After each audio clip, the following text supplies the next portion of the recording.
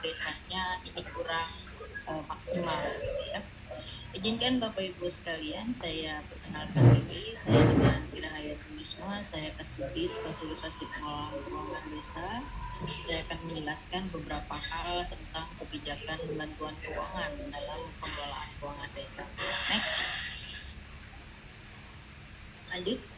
Saya akan menggabungkan beberapa regulasi Bapak Ibu sekalian karena ini terdiri dari regulasi yang ada di pemerintah daerah maupun juga pemerintah desa ya. Di sini kita pakai Permendagri 77 dan Permendagri 20 ya. Selain juga nanti ada undang-undangnya yaitu Undang-Undang 6 dan 3. Itu juga dengan pemerintah daerah adalah Undang-Undang 23 ya. Lanjut.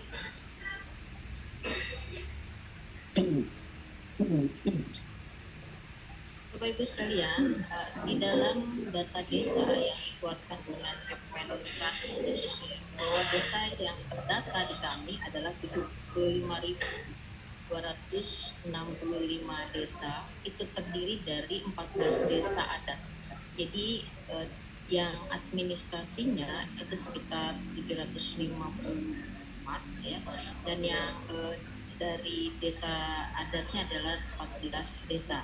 Jadi ini yang sudah terdata dan bisa diberikan dana desa ya, dan juga ini yang memang dianggap sebagai desa adat ya. Lanjut.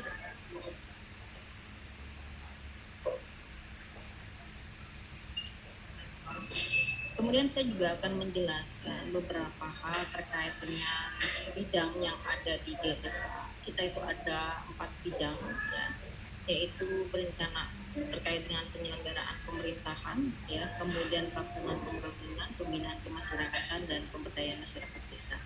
Nah, untuk tusinya Kementerian Dalam Negeri adalah yang biru, yaitu pemerintahan desa dan pembinaan kemasyarakatan.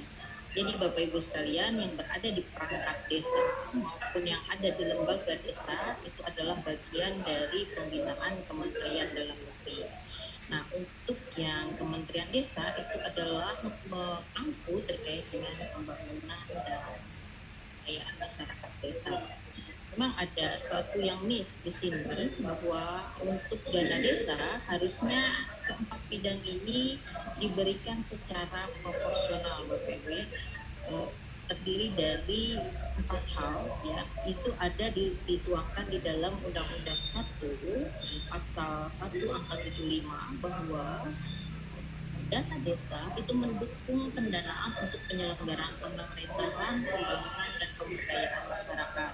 Nah, selama ini untuk penyelenggaraan pemerintahan, pembinaan kemasyarakatan, plus penanggulangan bencana, ini yang kurang proporsional Bapak Ibu hanya diberikan 3%. Nah, ini saya juga membuka mindset Bapak Ibu sekalian karena tidak ada komplain dari desa. Ini berlangsung selama bertahun-tahun ya Bapak Ibu ya. Nah, oleh sebab itu ketika dimunculkan di PP 37 ini yang diampu hanya pembangunan dan pemberdayaan masyarakat. Nah, oleh sebab itu mungkin PP sedang sedang disusun, mungkin ada masukan dari pemerintah desa untuk memperjuangkan keempat hal atau 2 hal yang belum masuk secara proporsional ini. Karena ini juga PP-nya ini sebenarnya agak bertentangan dengan undang-undangnya karena cuma 2 ya, harusnya ada 4 yang diampu di dalam dana desa secara proporsional. Ya, kalau 3% itu kan tidak proporsional. Nah, ini yang ditangani oleh desa. Ini itu pembinaan. Itu pembinaan desa. Yang merah. Ya. Nah, ini adalah 7 pendapatan desa yang diterima oleh pemerintah desa ya. Hampir 6 dari 7 ini adalah pendapatan yang diterima dari transfer, baik dari transfer pusat maupun transfer dari pemerintah daerah. Nah, ini yang kita nanti akan dorong kemandirian teman-teman desa supaya bisa menghasilkan potensi dari desanya untuk mendapatkan pendapatan desa. Nah, kemudian ada beberapa hal yang memang akan menjadi kebijakan di 2025, yaitu adalah terkait dengan pembayaran siltap langsung dari pemerintah pusat ya, itu setiap bulan. Nah, Mekanismenya ya adalah bahwa nanti di transfer ke rekening kas desa ya itu adalah 10% dari DAU yang non irma ya ber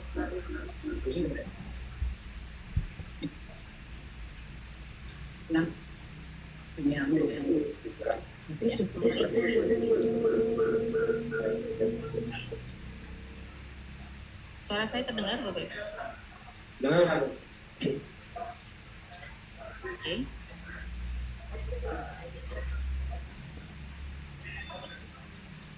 Bapak Ibu sekalian, untuk kebijakan di dalam pendapatan desa terdiri dari transfer baik pemerintah daerah maupun pemerintah pusat. Nah, untuk yang ADD ya, di 2025 ini diberikan yaitu berupa siltap yang diberikan yaitu adalah bahwa pemberian DAU yang non irma nanti akan diberikan 10% langsung ke rekening kas desa. Jadi nanti dari daun murni 10% langsung ke kas desa. Kita melalui kita Mohon lagi. izin Ibu Ira, Ibu Ira mohon maaf. Sekiranya dari Sekda mohon bisa di-mute semua nih Pak. Banten masuk semua suaranya. Mohon izin Bu Ira mohon maaf. nggak terdengar? Halo? Lanjut Bu. Kenapa Pak? Lanjut Bu, lanjut. Oh ya, oke baik. Jadi seperti itu ya. Jadi dari pemerintah kabupaten kemungkinan adalah 10% ya, 10% dari DBH yang akan di-share sisanya gitu ya. Jadi 10% yang DAU itu nanti akan di-share oleh Kementerian Pusat. Nah, untuk pengaturannya kita menunggu PMK ya Bapak Ibu ya. Menunggu PP dan PMK. Jadi belum tentu di 1 Januari ya, kemungkinan kan mungkin di semester 2 2025. Saya kasih kisi-kisinya aja nih ya, karena banyak sekali yang bertanya bagaimana dengan siltap yang ditransfer langsung oleh pemerintah pusat ya, kurang lebih nanti seperti itu ya, 10% nanti akan diberikan kepada pemerintah desa yang berupa DA. Lanjut.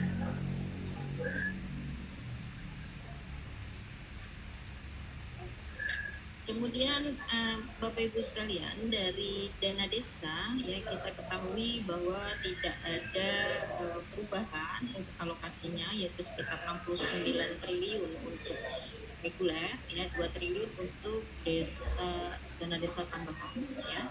Dan ini kita yang di earmark itu hanya BLT ya. Sebenarnya BLT ini dihilangkan juga boleh. Jadi nanti kalau Bapak Ibu rasa kami tidak ada lagi masyarakat miskin ya, ini boleh tidak dianggarkan lagi karena ini paling tinggi 15%. Ya, silakan nanti dilapor ya bahwa kami tidak mau yang 15% ini ya, mungkin diganti dengan yang prioritas nasional atau prioritas dari pemerintah pusat tersebut. Kemudian yang lain masih ada ya, baik dari stunting ya, yang baru lagi ini adalah climate exchange ya, perubahan iklim. Nanti di Permendesnya dijelaskan apa saja yang masuk sebagai climate exchange ya, termasuk nanti ada mungkin ada kebakaran, banjir ya, lain-lain. Kemudian ketahanan pangan, walaupun ketahanan pangan ini dianggap tidak merupakan prioritas karena Pak Presiden berharap bahwa pemerintah Indonesia itu bisa swasembada pangan. Nah ini juga saya izin Bapak Ibu di Badung ya, saya minta juga karena Bapak Ibu ini bagian dari daerah-daerah wisata, ini tolong dikontrol masyarakatnya supaya tempat-tempat yang memang menjadi daerah pangan ini yang terbesar ya, terbesar itu bantuan kabupaten kotanya kami yang 10 besar 10 kecil saja ya, ini tidak termasuk Badung. Nanti kita memahami terkait dengan bantuan keuangan Bapak Ibu sekalian. Bantuan keuangan ini adalah bantuan yang kita berikan ketika bantuan belanja yang ada di pemerintah daerah sudah terpenuhi yaitu terkait dengan urusan wajib ya, dan yang merupakan pelayanan dasar di pemerintah daerah. Jadi jangan sampai urusan wajib pelayanan dasar ini masih kurang di pemerintah daerah, sudah memaksakan diri untuk memberikan kepada pemerintah desa ya. Lanjut. Nah, ketika kita sudah bisa memberikan bantuan gitu ya kepada pemerintah desa ya. Nah, inilah yang kita boleh menyalurkan ya terkait dengan bantuan atau sharing ya berupa uang ya. Jadi kalau bantuan keuangan itu tidak boleh dalam bentuk barang ya, namanya juga ada bantuan keuangan ya. Apabila urusan wajib dan urusan pidana sudah terpenuhi, maka boleh diberikan bantuan keuangan dengan tetap memperhatikan asas keadilan, kepatutan, rasionalitas, dan manfaat untuk masyarakat. Lanjut. Nah, ini ya Bapak Ibu ya. Bapak Ibu mungkin memahami bahwa kewenangan desa, ini saya nggak lihat yang merah, saya ngelihat yang biru. Yang biru itu adalah kewenangan yang ditugaskan kepada pemerintah di bawahnya ya. Yang pertama itu diperintahkan oleh provinsi dan kabupaten kota yang sesuai dengan kebutuhan. Nah, ketika diberikan kewenangan dan ditugaskan, wajib ada uangnya ya Bapak Ibu ya. Nah, jadi kalau Bapak Ibu diperintah oleh seperti itu Bapak Ibu sekalian, ketika Bapak Ibu diberikan kewenangan dari pemerintah di atasnya yaitu pemerintah pusat, provinsi, kabupaten kota, inilah yang merupakan kewenangan desa yang dilemparkan. Nah, ketika dilemparkan dari atas, Bapak Ibu harus didukung oleh pendanaan. Lanjut.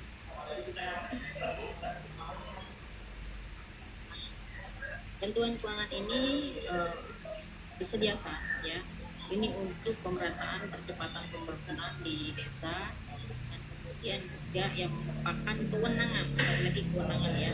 Jadi jangan memberikan bantuan keuangan yang bukan kewenangan desa. Kalau memang itu adalah kewenangan kabupaten, silakan kabupatennya yang langsung melakukan program.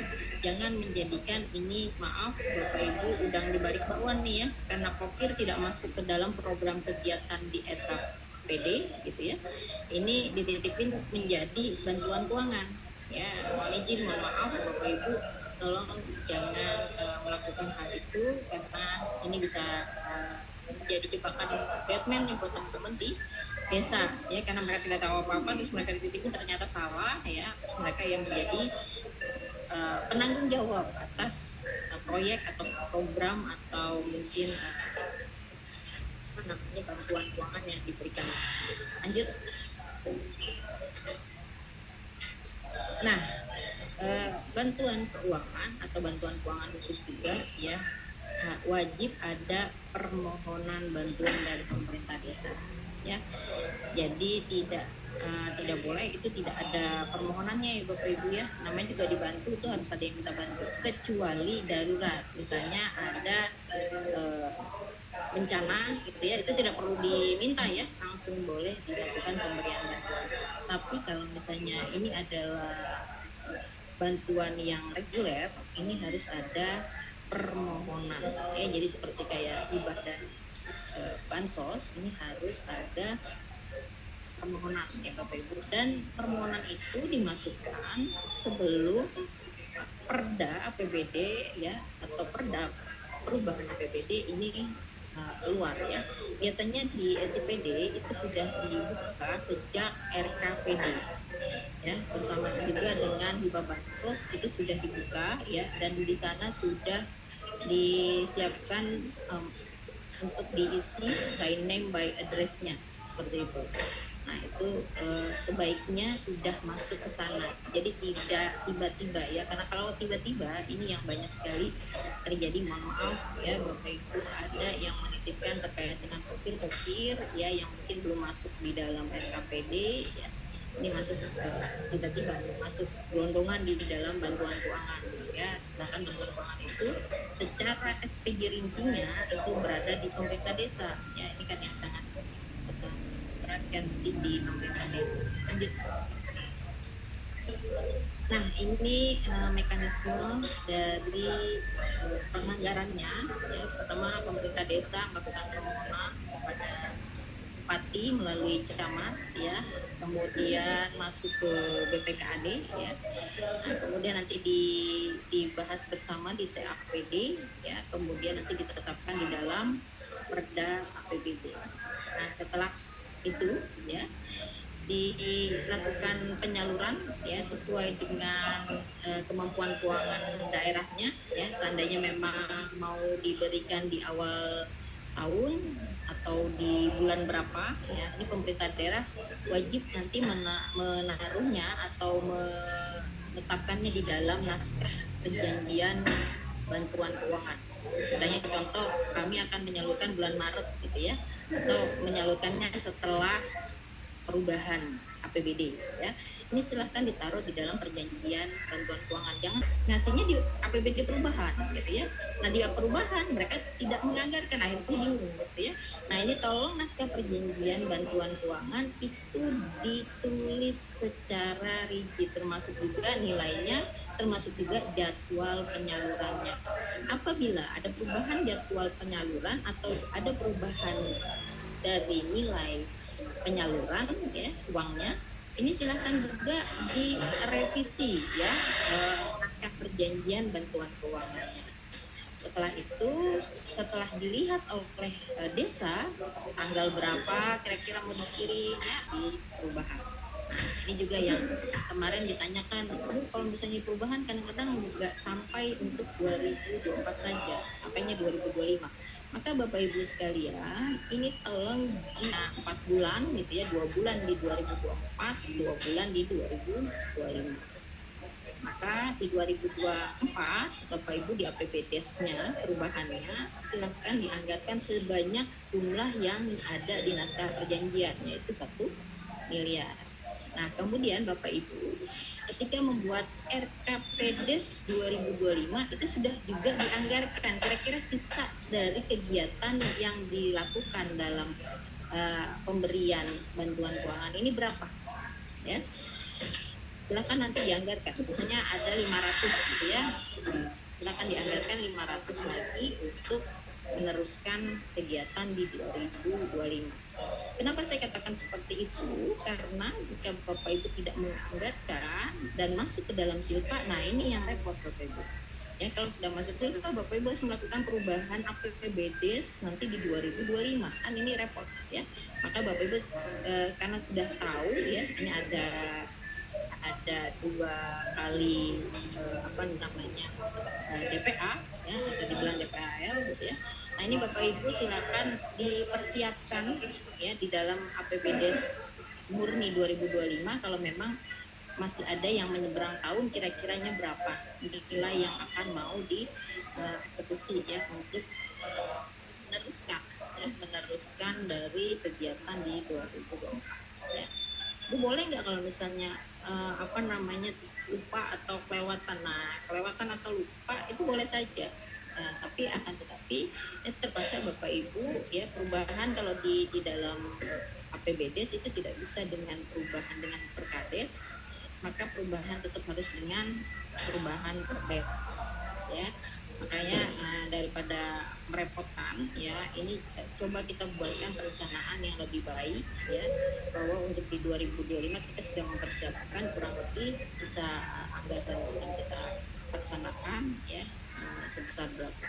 Kalau misalnya nggak tepat ya nggak apa-apa, nanti kan juga bisa kita taruh nanti untuk di perhitungan silpa ya, untuk disesuaikan di APBDes perubahan ya Bapak Ibu ya. Lanjut.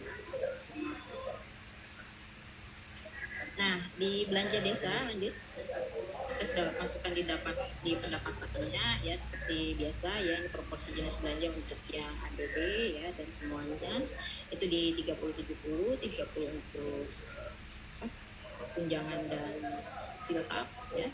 Kemudian 70% ini untuk operasional yang ada di pemerintah desa. Lanjut, kita satu-satu pegawai barang jasa dan modal ya, dengan tujuan-tujuan juga. Kemudian dari tadi dari urusan dari pemberian barang atau uang pada masyarakat, ini secara ketentuan adalah barang yang menunjang pelaksanaan kegiatan. Contoh, Bapak Ibu melaksanakan sosialisasi terkait dengan pertanian misalnya ya.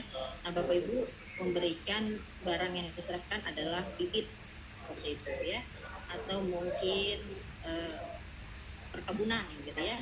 Nah, Bapak Ibu memberikan pupuk misalnya seperti itu ya.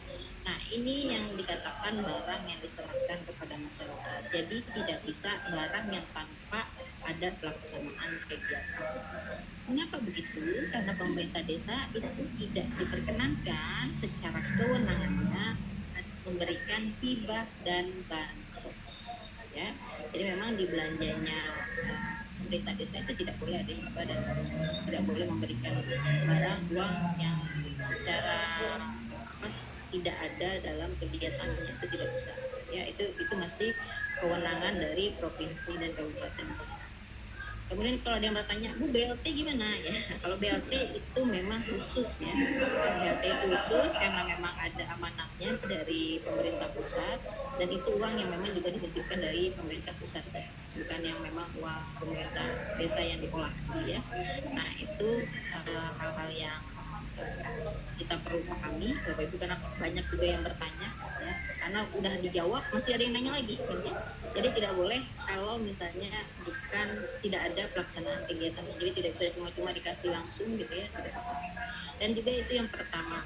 Yang kedua, ini bukan merupakan barang aset ya, ini hanya barang habis pakai. Karena banyak yang barang-barang yang berdimensi aset itu diberikan. Aset itu tidak boleh diberikan Bapak Ibu ya. Aset itu hanya bisa dipinjam pakaikan, itu pun juga cuma 7 hari ya. Jadi Bapak Ibu kalau di desa itu tidak, kalau misalnya lebih dari 7 hari Bapak Ibu harus recovery atau memperbaharui perjanjian pinjaman pakai untuk barang aset Bapak Ibu ya. Yang kedua mungkin ya dijual atau ditukar menukar gitu ya, atau dimusnahkan ya. Jadi tidak bisa diberikan ya, apalagi terutama tanah itu tidak bisa diberikan. Nah, ini hal yang menjadi stressing Bapak Ibu sekalian. Lanjut. Nah, ini belanja modal ya. Belanja modal ini adalah belanja yang nilai manfaatnya lebih dari 12 bulan ya, dan menambah aset ya. Ini juga perlu diperhatikan juga apa saja yang termasuk aset atau belanja modal. Karena apa? Karena banyak juga yang mungkin dari sisi manfaat bisa lebih dari 12 bulan tapi tidak bisa menambah aset. Nah, poin pentingnya adalah kalau menambah aset berarti punya belanja pemodal. Selanjutnya terkait dengan belanja tidak terduga Bapak Ibu sekalian, ini perlu diperhatikan. Instrumen yang paling utama adalah peraturan Bupati terkait dengan penetapan adanya keadaan kahar atau darurat gitu ya. Lanjut. Nah, ini tadi pertanyaannya ya, bagaimana apabila tadi barang yang diserahkan kepada masyarakat ya, boleh nggak tanpa menunjang pelaksanaan kegiatan ya? Tidak boleh ya Bapak Ibu ya, sudah kita juga jawab, itu wajib menunjang pelaksanaan kegiatan. Kemudian kalau melebihi tahun tadi saya juga sudah jelaskan bagaimana cara penyalurannya harusnya. Nah, ini nanti yang kedepannya Bapak Ibu harus bisa membagi tugas ya, kewenangan, terutama nanti di provinsi juga harus sama-sama. Contoh nanti kedepannya ini ada program yaitu adalah rumah layak huni untuk pemerintah, untuk masyarakat ya. Ini nanti bangunannya misalnya gitu ya, itu provinsi ya, nanti mungkin atapnya kabupaten